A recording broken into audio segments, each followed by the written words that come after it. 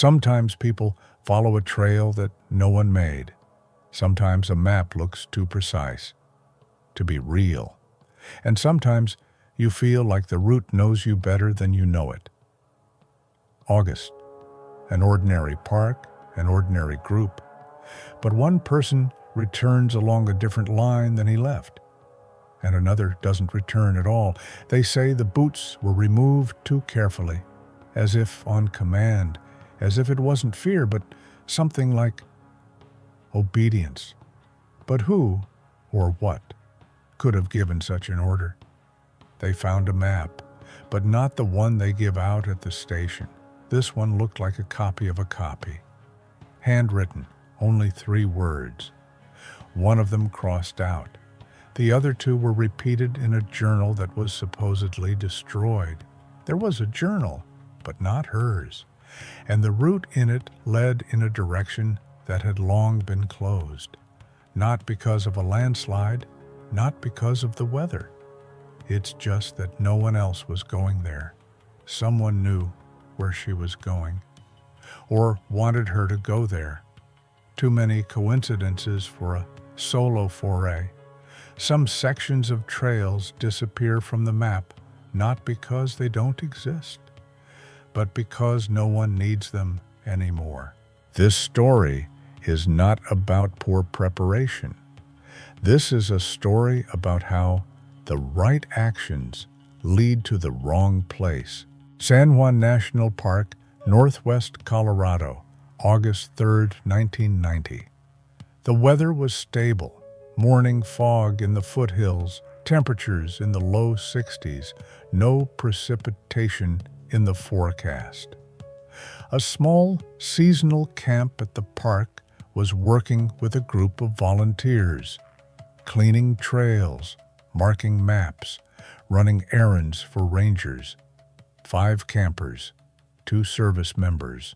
One of the volunteers is Kate McClain, 22, a Fort Collins college student who was participating in the program for the first time. According to her mentor, she is responsible, calm, doesn't push herself, but does everything clearly.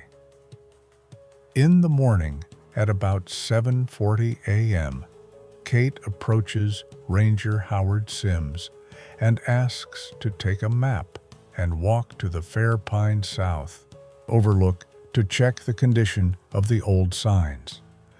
This was an unofficial but approved route that was previously used by hikers, but is now considered for experienced hikers only. This section is reached by a fork in the trail from the main observation loop. The left turn leads to the drop-off point. The right turn leads to the northern part of the park. Kate asks for clarification. If I go on the left, where should I find my bearings? Howard replies, as far as the second sign, nothing is marked beyond that. There's a break there, and the old line is no longer in use. At 08:03, she leaves the base. She has a light backpack, water, a compass, a half-day supply of food, and a map given to her in the morning. There are no GPS beacons in the camp system, only radios on a manual frequency. The connection is maintained until 09:15. Then, Kate contacts the duty officer and says, I'm at the second sign. Everything is in place, a little overgrown. I'll go to the turn and back. This is the standard formulation. The distance from the camp is about 3 miles. The climb is gradual. At this point, the connection is broken. The duty officer notes the time in the logbook. 09:17. There had been no alarm signals before. The return time, according to Howard Sims, was no more than 2 hours. Kate was supposed to be back by 11:30. At 12:10, a ranger calls on the frequency. No answer. 20 minutes later, a second call. Still silence. The first thing they check is whether she has returned to the camp, bypassing it. The second is whether she has passed along the northern line. No one has seen her. Not on the trails, not at the observation point. The search begins at 13 Cartras, first by the camp forces. They trample the area between the second mark and the observation platform. No traces. Only a couple of mown branches and the tracks of one hiking boot leading to the left ledge. The trail ends here. Further on is a section that has been removed from the maps since 1987. The reason is a gradual collapse and an unstable slope. Howard Sims writes in his report, "Nobody goes there. There's nowhere to go. Only if you follow the old scheme. But we haven't had such maps for 5 years." At the time of her disappearance, Kate McClain was in an area with good visibility, shallow forest depth, and no access to a technical descent. By all accounts, she should have returned in 2 hours. And she had no reason to turn past the second sign. But she didn't come back, and 6 hours later, her boots are found off the route. One is at the base of the route. The second is a little further, placed neatly. It was as if they were filming while sitting. By the time the search party begins combing the area beyond the second marker, it is 3:40 p.m.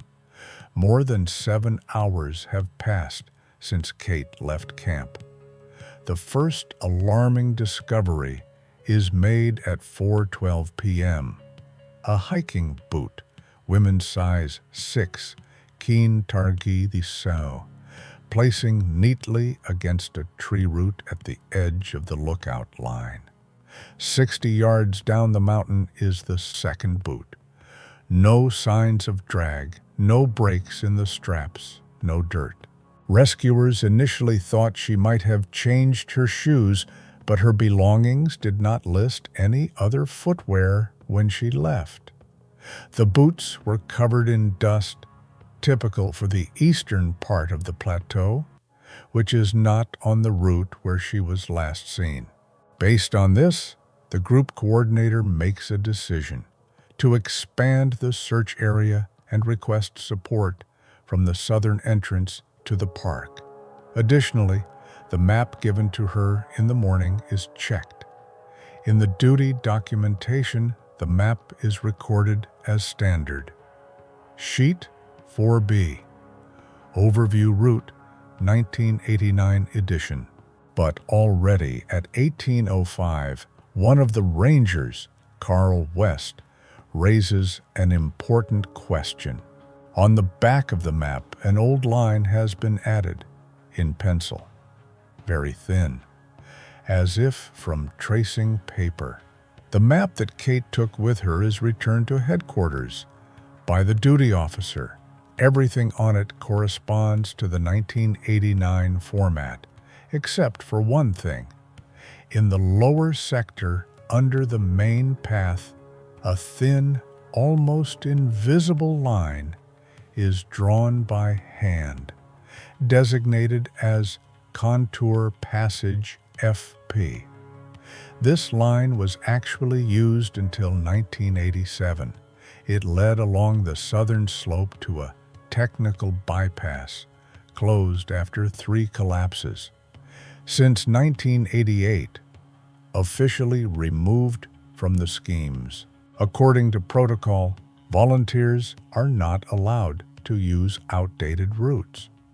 Moreover, the camp does not have access to maps that still show the old lines. The question arises, who and when gave Kate the map with this added line? Another detail, At the bottom of the back of the sheet, in the right corner, it is signed by hand. The line holds until the intersection. Watch the ledge. None of the rangers admit to making such a note. There are no such copies in the warehouse where the cards are stored. As darkness approaches, the search is curtailed. But the point of last contact with Kate now shifts further south. According to the logic of movement, she could have turned onto a closed line, mistaking it for an active route. The estimated distance is about 7 miles from the camp. The terrain is unstable, rugged areas, an old sunken trail, possible scree. At 21:10, a preliminary report is prepared. Recovered: 2 boots, map with outdated schematic. Last voice contact: 0917. Coordinates of the supposed fault: Southern Fault. A decision has been made to expand the zone to the southeast in the morning. Kate doesn't get in touch either in the evening or at night. The radio is on frequency, silent. Backpack not found. There are no signal signs. One of the rescuers will write in his report: she knew that they don't go there, but the line was there. On paper, yes. On the ground, no longer. By the morning of August 4th, Kate had been missing for 24 hours. And the only thing they have is a map that shouldn't exist, and a pair of boots, carefully removed a mile from the main line. At dawn on August 4th, search teams, divided into sectors, began moving toward the supposed deviation. Coordinator Mark Lambert bets on the southern section of the old bypass, known as the FP, Fair Pine Cut Line, officially closed more than 3 years ago. This line was previously used as a link between 2 technical points, but after the 1987 slide, it became impassable. In the new map edition of 1989, it was completely removed. The problem is that the line is present on Kate's map, which was taken from her belongings, and not by hand, but imprinted with a thin gray line. Cartography experts clarify: in the interval between the official re-release and the removal of the line, there was a test printing in which the route was plotted as a conditional detour. This edition never reached the camps. The back of the card also has a code, FP2, February 1987, which is not present in standard sets. This indicates that Kate either received the card outside the camp or someone deliberate. At 10:40, the search party finds another trace, a fragment of a fabric strap with a characteristic tear and traces of a faded buckle. This is part of a backpack strap. According to the description, this model was issued to participants only as part of the volunteer program. The GPS mark is 8 miles southeast of the camp on an old technical descent. The fragment is located at the base of a small ravine, 30 feet from the supposed direction of the FP line. Meanwhile, analysis of the recovered boots shows that the soles contain dust and fine gravel, typical not of the standard survey line, but of the lower slope, the one used to pass the old bypass. According to geologist David Murphy, this type of sediment layer can only be found in 2 areas in this part of the park. One is the old FP line, The other is further south in an area that is difficult to access without a rope. If Kate was following the FP line, she would have crossed at least 3 patches of unstable ground, one of which has long been marked as impassable. How she got there remains unclear. Moreover, in the camp, she was guided strictly according to the current scheme. One of the rangers studying the map said, "I don't think she made a mistake. Rather, she followed the instructions. Only the instructions weren't on the paper that was given to everyone." By lunchtime on August 4th, a decision has been made to send the group down the old line, despite the official ban. One of the rescuers, who has mountaineering experience, begins the descent along the dropped edge. At 15:50, the radio of Group 3B comes online. Eye contact, one person lying on side, moving. The location is 9 miles southeast of the camp. The depth of the descent is more than 60 feet. The terrain is unstable. The ascent will take at least 2 hours. 70 minutes later, Kate McClain is evacuated from the lower ledge. Alive, dehydrated, sprained left ankle, no shoes. The clothes are fine. She has a walkie-talkie with her, but the frequency is off. She is conscious, and to the question, "Did you know where you were going?" he answers, "There was a path. I checked it on the map. Only later did I realize it wasn't for this route." Kate McClain was delivered to the field evacuation point at 6:40 p.m. on August 4th. The initial assessment was made by a service paramedic. Mild hypothermia, dehydration, ankle sprain, signs of general fatigue. However, her consciousness is clear. Her speech is coherent. She is oriented in time, correctly states the day, route, and the name of the duty officer who gave her the map. When asked why she was I checked the map. The path ran parallel to the stream. I thought I was going around an area with fallen trees. There was a mark above, then a fork. I chose the one where it was less wet. However, none of the current routes match her description. It is still unclear where such a line appeared in her chart. Ranger Howard Sims, who issued the map, re-interviewed the camp staff. None of them admit to the fact of substitution, issuing an old copy, or trying to restore the closed route. In the service log, the sheet given to her that morning is filed. It does not have the FP line, but is signed Sheet 4B, Edition 1989. But the map Kate took into the field was different. This was confirmed by Coordinator Lambert, who personally checked the paper, typography, and markings. This is a preliminary map, a trial version where irrelevant lines were designated as conditional. Such copies were not issued at the field level. When Kate was shown 2 versions of the map, she pointed to the one she was following and added, "They gave it to me in the morning. They said, it's better to check it, it's a little more detailed." No one confirms this statement. There is no entry in the morning briefing log about the issuance of trial copies. However, one man, Joe Whitman, an intern at the camp, admitted, "I remember there were old cards in a box in the warehouse. We were going through them. Some had gray lines, but no one touched them. I thought they were drafts."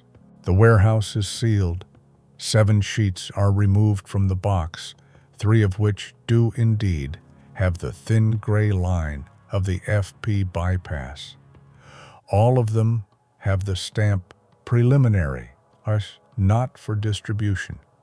However, On one copy, in the lower corner, there is a handwritten signature, "For comparison, GS." There are no such initials among the current camp members. On the morning of August 5th, the documentation service makes the following conclusion. The card Kate came with was a working card, but from a non-public edition. No one has recorded the issuance of such a card.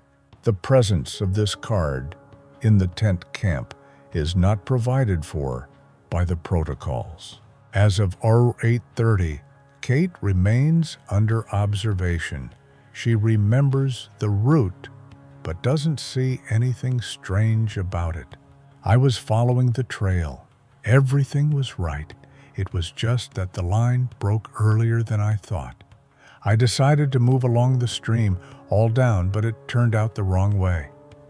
This statement coincides with the terrain.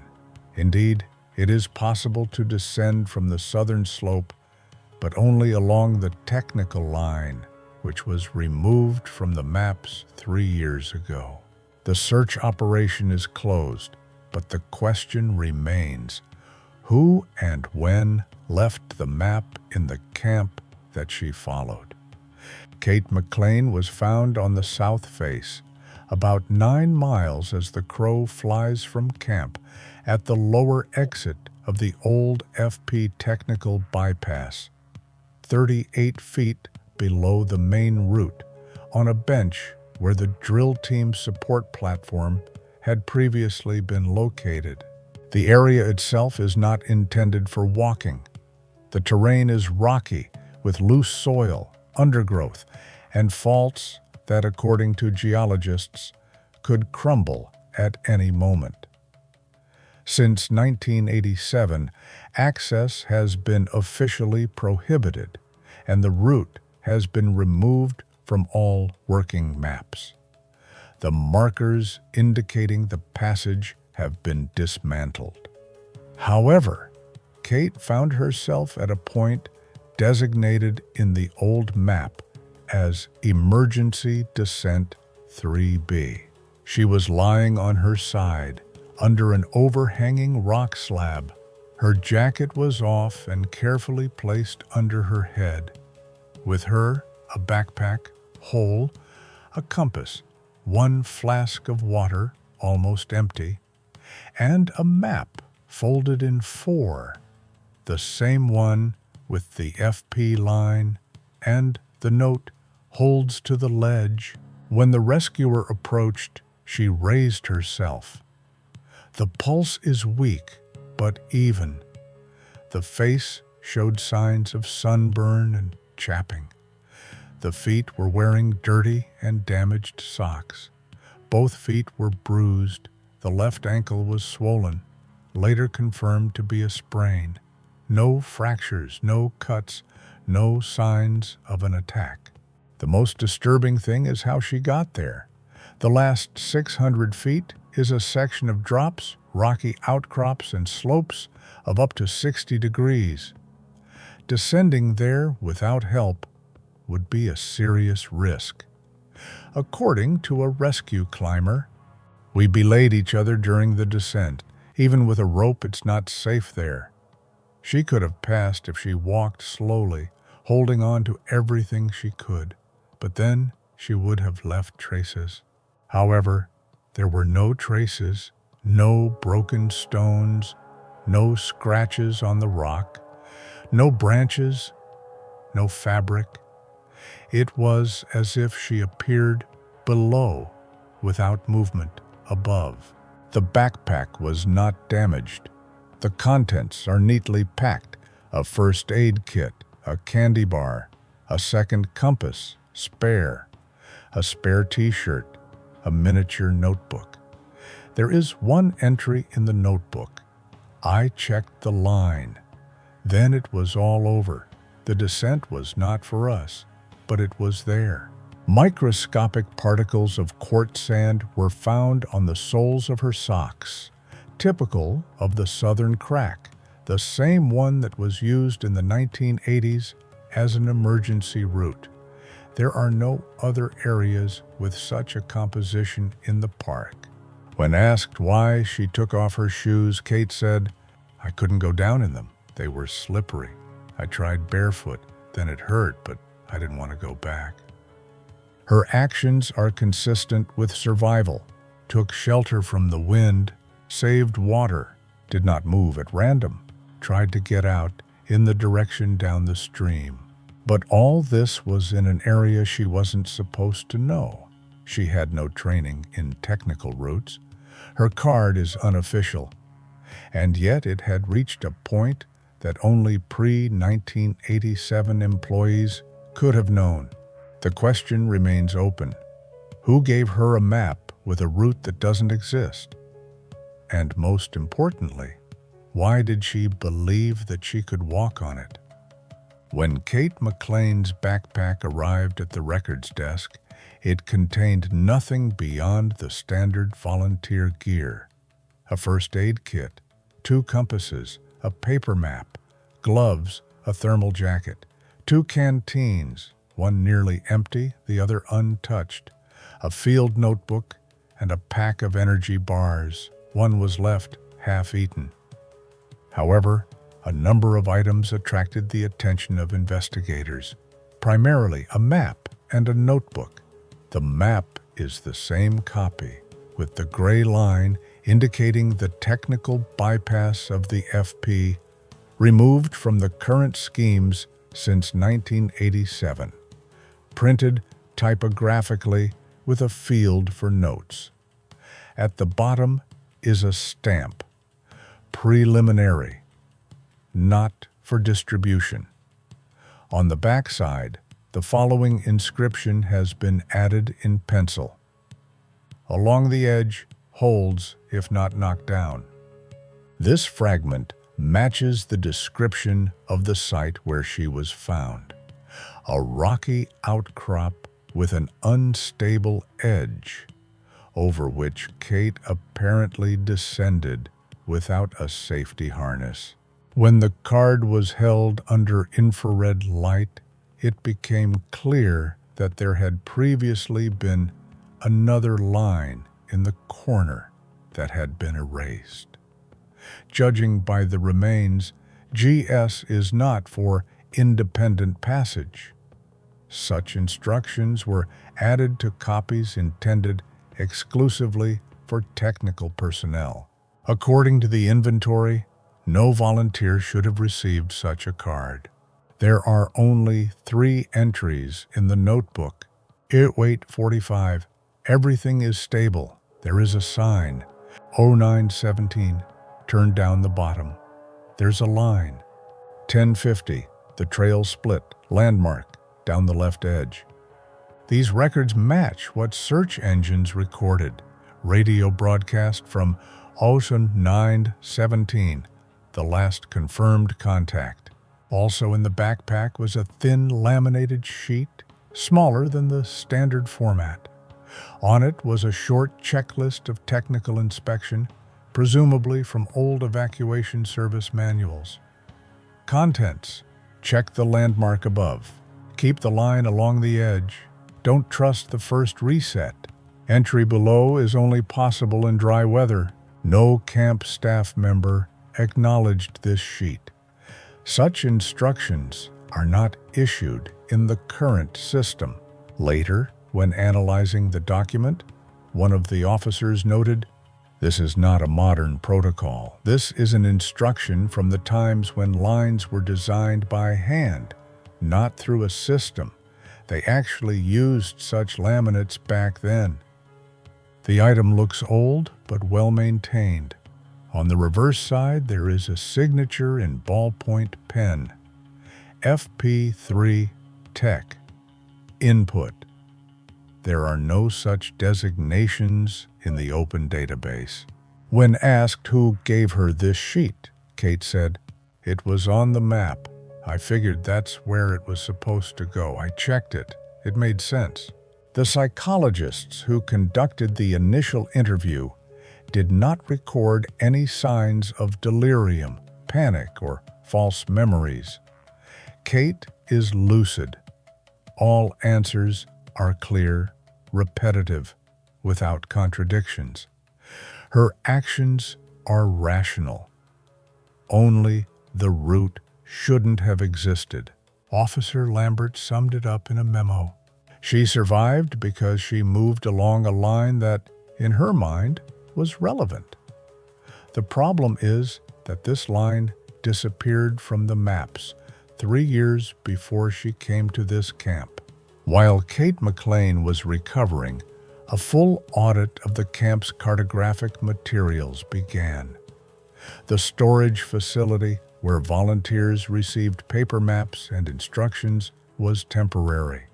2 plastic boxes under a canopy with no record of individual distribution. With limited staff, no one kept track of specific copies, only print runs. This became a vulnerability. The first thing they did was check the control package.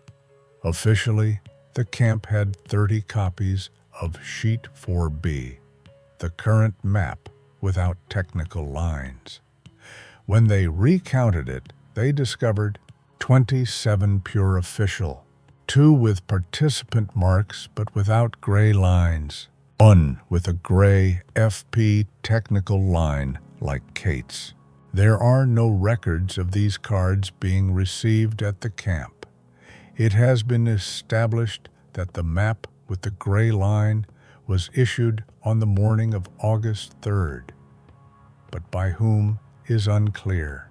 Further investigation revealed that only one person had access to the old maps, a 38-year-old freelance Ranger Service mapmaker named Graham Salter. He had been involved in a trial update of the maps until 1989, and then, he says, remained to advise the camps on a voluntary basis. He is not listed in the camp administration records, but one of the senior volunteers recalls, "A couple of times a man came to us with a badge and a pile of papers. He said he was coordinating materials for the rounds. He was sitting by the map, drawing something. I didn't remember the name, but the service established that Salter had indeed visited the park in mid-July 1990. He had lived in a campsite on the north side. He had a stack of printed maps of old areas, including diagrams with technical lines. His trip was not sanctioned by the park administration. When questioned, he said, "I just wanted to show how things used to be. Some of the lines could have been restored. I didn't think anyone would actually go through them." When asked if he could have accidentally left the map at the camp, he replied, "Yes, there may have been a couple of sheets left in the stack, but I didn't issue anything directly." The security service regarded this as negligence, but not as malicious intent. The internal report noted, the fact that outdated map material was in the access zone led to the participant switching to an unused route. Partial responsibility lies with the person who violated the storage protocol. Graham Salter was given a formal warning and suspended from all technical consultancy activities.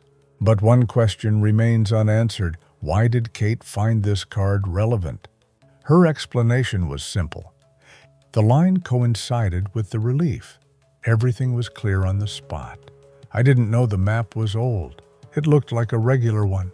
And indeed, it is difficult to visually distinguish the trial version from the final one without knowing the FP2 code.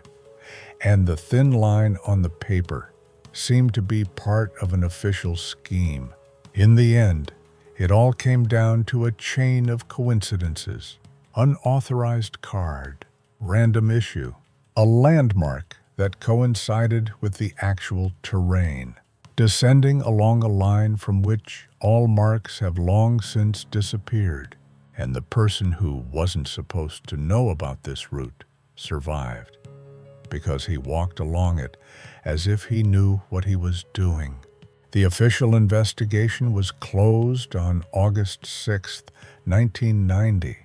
The report concluded, volunteer McClain made the wrong decision to continue along a route not mapped in the current maps, which resulted in a diversion and the need for a rescue mission.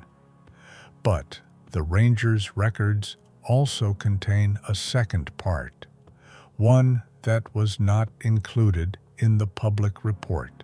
When Kate McClain was able to reconstruct the chronology of events a few days later, her description of the route matched the 1987 archival map almost exactly.